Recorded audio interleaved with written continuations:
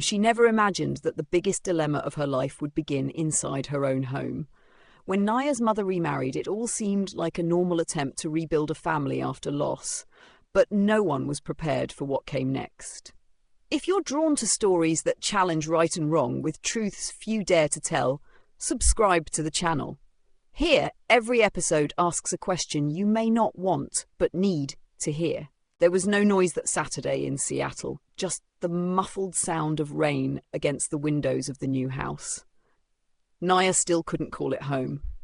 The furniture smelled like another life. The pictures on the walls meant nothing to her, and even the dog, a grey Labrador named Cooper, looked at her as if still waiting for a different owner to walk through the door. It had been 3 weeks since her mother Linda married Thomas Herman, a soft-spoken, kind man who had been widowed for almost 5 years. He had a son, Davin, 21, who studied business at the University of Washington and came home on weekends. At first, Naya had tried to see it as a fresh start, but fresh starts can't be forced, and this one felt shoved down her throat. She spent most of her time in silence, hidden among books or helping her mother in the kitchen, as she had since childhood. Her father's death 2 years earlier had left a wound that refused to close. Her mother's marriage, though understandable, felt like a poorly placed period in a sentence Naya hadn't finished reading. Davin was polite but distant. He spoke little during meals and spent most of his time in his room or out with university friends. He seemed to move through the house with ceremonial caution, as if walking on grief. Maybe not to intrude on Naya's space, maybe because he himself still hadn't adjusted to this new version of family, but there were moments when his gaze lingered a second longer when she served dinner, moments when he offered her a ride to school, even if it was out of his way, moments when he left short notes on the fridge when she had tough exams. "You've got this." Just that. Small phrases that cracked the ice without melting the wall. Naya found herself increasingly unsettled in his presence. Not uncomfortable exactly, but something else, something that made her notice the way he walked, the sound of his voice when he laughed with his dad, the way he always seemed to be quietly watching the world. She hated to admit it, but a part of her waited for those accidental encounters. In the staircase, the hallway, the kitchen late at night. It was as if something pulled her closer while also pushing her away, like it was dangerous. And maybe it was. One night, after her mother had gone to bed, she went to get water and found Davin already in the kitchen. He couldn't sleep either. They stood there in silence for a few seconds. "Hard to sleep with this rain," he finally said, pulling out a chair. She nodded and sat across from him. The soft kitchen light cast gentle shadows across his face. He no longer seemed just like the son of her mother's new husband. He was a man with doubts, wariness, and a look that started to speak more than words. "Sometimes it feels like I don't even know who I am in here," she said, unsure why. Davin gave a small, sincere smile. "I think we're all still trying to figure that out." That night, for the first time, Naya realized what she felt wasn't just longing for what she'd lost. It was the beginning of something new, scary, possibly wrong, but undeniable. The days that followed moved slowly, like fog over the Puget Sound. Naya kept telling herself that what she felt was temporary, just confusion, the product of too much change in too little time. She tried to bury herself in her senior year classes, in online applications for colleges she wasn't even sure she wanted to attend, and in long walks through the neighborhood with Cooper. But nothing worked. Her thoughts always circled back to Davin. It wasn't love. It couldn't be. She repeated this like a mantra. He was her stepbrother now. Not by blood, no, but by name, by law, by the awkward silence at dinner when someone mentioned our kids, and Linda smiled with that new, fragile hope in her eyes. But it was getting harder to pretend. Davin, without knowing, or maybe knowing too well, only made it worse. He offered to help her with math homework, stayed behind to do dishes when it wasn't his turn, and sometimes brought back her favourite tea from the grocery store. Small things, harmless things. But to Naya, each one felt like a weight dropped into her chest. One afternoon, they both ended up in the living room. She was reading, and he came in with a bowl of popcorn, planning to watch something on Netflix. They exchanged a glance. Should I leave? But neither moved. Instead, he handed her the bowl. "You can stay if you want," he said, his tone casual, almost too casual. She did. They watched something forgettable, but she couldn't focus on the screen. She was too aware of how close he was sitting, not touching, not even brushing against her, but close enough that she could feel the heat of him. When he laughed at a joke, she laughed too, just a second late. She wasn't laughing at the show. She was laughing because he was. Later that night, in her room, she hated herself for how her heart raced. This wasn't what family was supposed to feel like. And yet, it felt more real than anything else had in months. The next morning, she found a note taped to the fridge, his handwriting again. "Good luck on your biotest. You've got this." She stared at it longer than she should have. It wasn't the fact that he remembered, that he cared, and that he didn't say it in front of anyone, just left it quietly like a secret. That's when she started to feel it for real. The ache of something growing inside her that she didn't ask for, something both beautiful and dangerous. She tried to distance herself. She started declining his offers, avoiding long conversations, staying out longer after school, but every time she walked past his door, she wanted to knock. Every time they met in the hallway, her eyes looked for his, even when she told herself not to. She watched him sometimes when he wasn't looking, how he tied his shoes, how he ran his hand through his hair when stressed, how he treated Linda with patient, quiet respect. It wasn't just attraction. It was admiration, affection, longing, and it was unbearable. It was a Thursday afternoon when Naya realized she could no longer lie to herself. She had spent the day feeling on edge, snapping at classmates, forgetting her lunch, rereading the same textbook page 3 times without absorbing a word. She came home to an empty house. Linda was at work and Davin had gone back to campus for a group project. The silence should have brought relief. Instead, it pressed down on her, thick and heavy. In the quiet of her room, she sat on the floor beside her bed, knees pulled to her chest, and tried to breathe through the guilt. What was wrong with her? She wasn't supposed to feel this. Not here. Not now. And certainly not for him. But no matter how many times she told herself that, her body betrayed her. The quickening of her pulse when he entered the room, the way her stomach turned when he mentioned another girl from school, the ache in her chest when he left for the weekend. It wasn't just confusing anymore. It was painful. Every glance he gave her, too soft, too long, was both a lifeline and a torment. Every conversation they shared made her feel closer and yet more hopeless. Because she couldn't say anything. She couldn't want this. She tried to write it out, thinking it might help. She opened a journal she hadn't touched since her father's death and scribbled words she'd never spoken aloud. "I think I'm in love with someone I'm not supposed to love." And just seeing it on the page made her hands shake. That night, Davin came home earlier than expected. He walked in, laughing into his phone, talking to someone named Elise. The sound of a girl's name, real, present, made something inside Naya splinter. She wasn't jealous. It was worse than that. She was ashamed of being jealous. She retreated to her room and turned off the lights, pretending to sleep. But her thoughts wouldn't stop. She played scenes in her mind. What if she told him? What would he do? Would he be horrified? Would he think she was broken? Or worse, would he understand? She remembered one afternoon the week before when their hands had brushed while reaching for the same spoon. He had looked at her then, not surprised, not awkward, just there like he had felt it too, and that terrified her more than anything. Because if he felt the same, then this wasn't one-sided.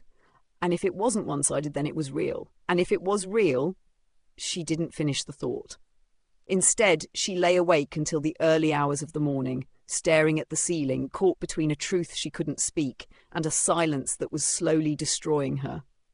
It happened on a Sunday evening, when the light in the sky was fading, and the house was quiet in that way that only late weekends can be, soft, uncertain, like the pause before something inevitable. Linda had gone to visit a friend in Tacoma, leaving the house to Naya and Davin. She hadn't planned on speaking to him that day. Not really. She just needed to be near him, hoping the storm inside her would pass without destruction. But storms rarely ask permission. They were in the kitchen again. He was heating leftover pasta. She was pretending to scroll through her phone. The silence between them wasn't awkward. It was almost comforting. Familiar, even. And that's what made it dangerous. He looked up from the stove and smiled. You've been quiet all weekend. She gave a non-committal shrug. Just tired. He nodded but didn't look convinced. You sure that's all? She didn't answer, because she wasn't sure of anything. He set the plate down and leaned against the counter, arms folded. You've been avoiding me. There was no accusation in his voice, just concern. And something else, something that made her feel like the floor beneath her might give way. She laughed softly, but it didn't reach her eyes. I'm not avoiding you. I'm avoiding everything. He stepped closer, just a step, not enough to close the distance, but enough to change the air between them. Naya, he said gently, you can talk to me. And maybe it was the way he said her name, or the way his eyes held hers, patient and steady. Or maybe it was just that she couldn't hold it in any longer. She took a deep breath, looked down at her hands, and said, barely above a whisper, I think I'm in love with you. Silence. Heavy, dense, unforgiving. She didn't dare look up. Her heart was pounding so hard it hurt. I know it's wrong, she added quickly, her voice shaking. I know it's not okay. I didn't mean for it to happen. I tried not to feel it. I really did. But I can't lie anymore. I just needed you to know, even if you hate me for it. More silence. Then finally, quietly, his voice, I don't hate you. She looked up. He wasn't angry. He wasn't disgusted. He was confused. And something else, something almost like fear. I don't know what to say, he admitted, taking a step back. This is a lot.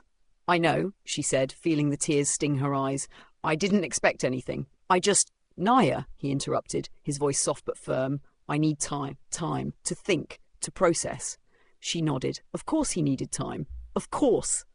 He picked up his plate, said nothing more, and walked past her, slow, careful, as if any sudden movement might break them both. When the door to his room clicked shut, she stood in the kitchen, shaking, hollow, her confession echoing like a scream in an empty room. And in that moment she wished she could take it all back. But some things, once spoken, don't return. For 3 days, they barely spoke. They moved through the house like polite strangers, good morning, good night, past the salt, nothing more. The silence wasn't cold, but it was tight, fragile, like a sheet of glass between them. Every word unspoken added weight to it, and Naya feared it would shatter at any moment. She regretted telling him. And at the same time, she didn't. Because for the first time, it wasn't just her carrying the weight of that truth.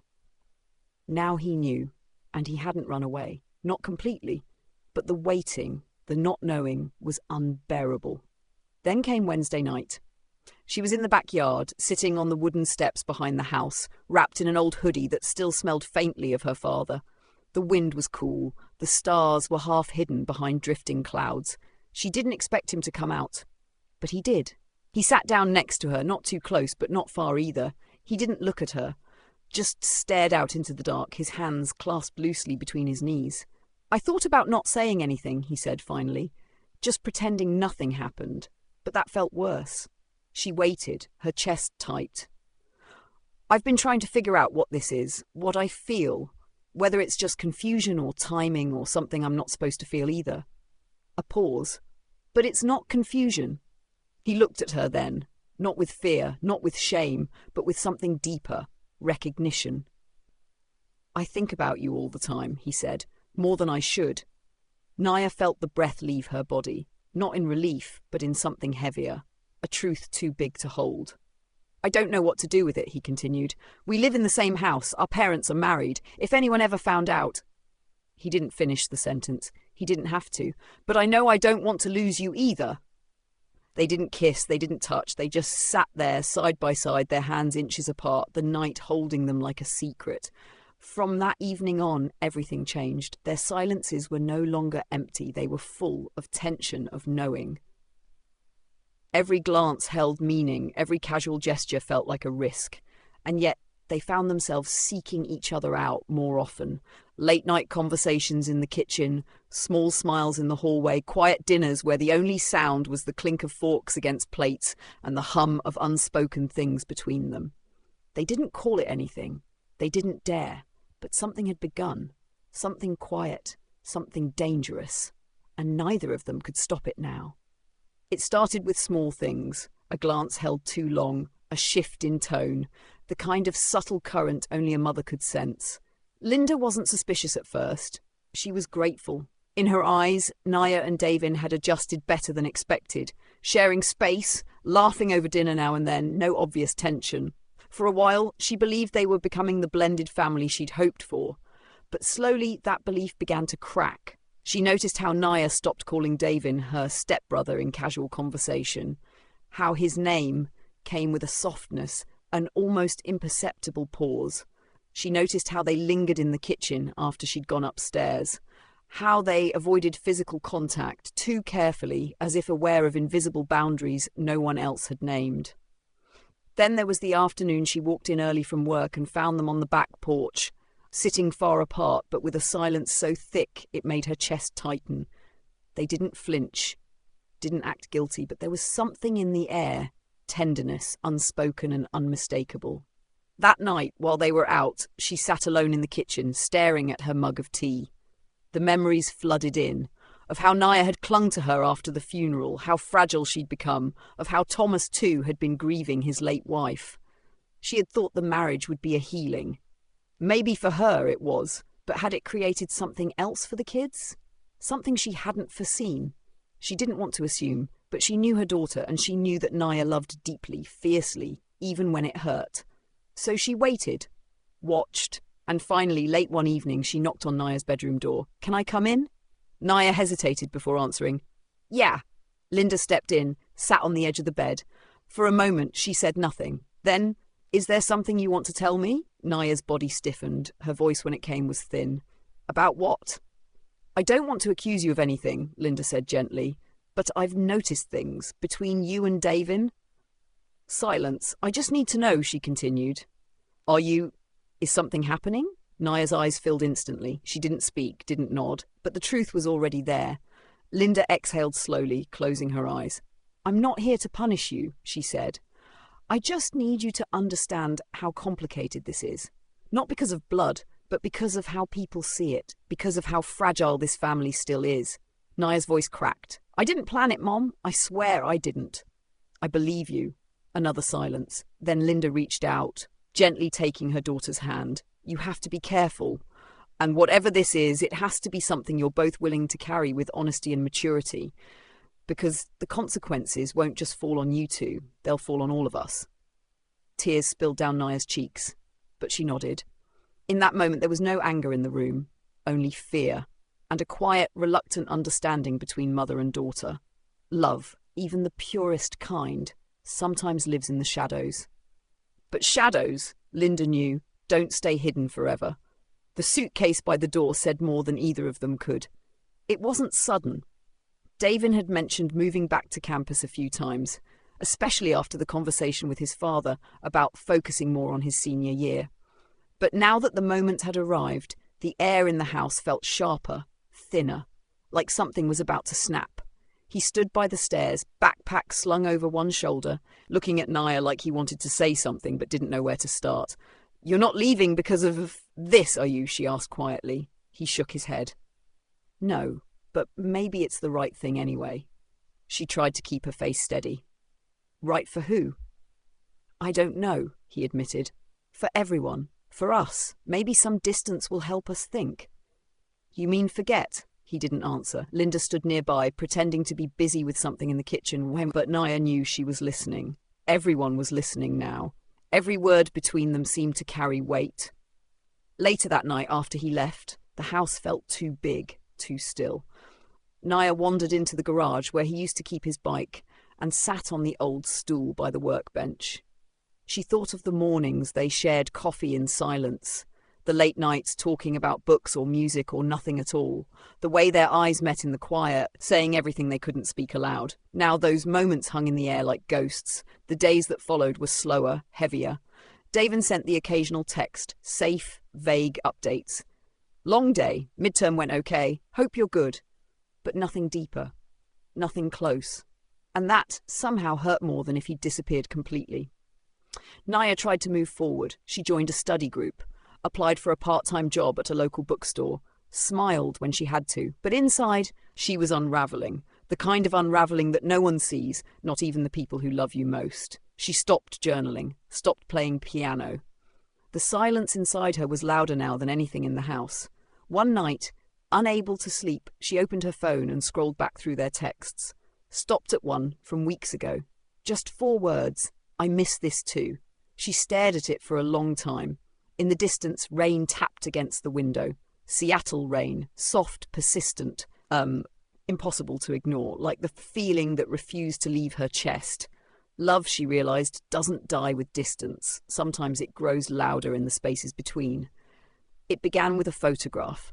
Naya was helping her mother clean out the garage, just a simple Saturday chore to keep her mind off things, when she opened a box marked Old Papers. Inside, among faded birthday cards and high school yearbooks, was a Polaroid, slightly bent at the corners. 2 people smiled into the camera, her mother and Thomas, long before the marriage, long before grief had brought them together. Naya stared at the image for a long time. Her mother looked younger, freer. Thomas was standing close behind her, his arm loosely around her waist. It wasn't just a friendly picture, it was intimate. She brought it inside without a word and sat on the edge of her bed, turning it over in her hands. There was a date scribbled in pen on the back, June 2002. That was years before her father had entered the picture, years before Davin was even a teenager. And suddenly something shifted. That night, after dinner, Naya waited until her mother was alone in the living room. "Can I ask you something?" Linda looked up from her book. "Of course. How long have you known Thomas?" Her mother blinked, caught off guard. "Why?" "Because I found this." Naya held out the photograph. Linda's face changed instantly, not with guilt, but with a tired kind of sadness. She took the picture and stared at it for a moment before setting it down beside her.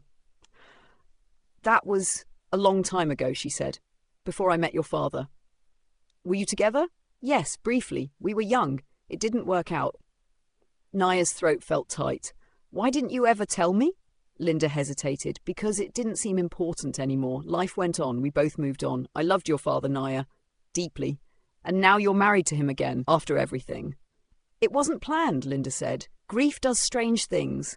We reconnected at a support group, and it felt natural, familiar."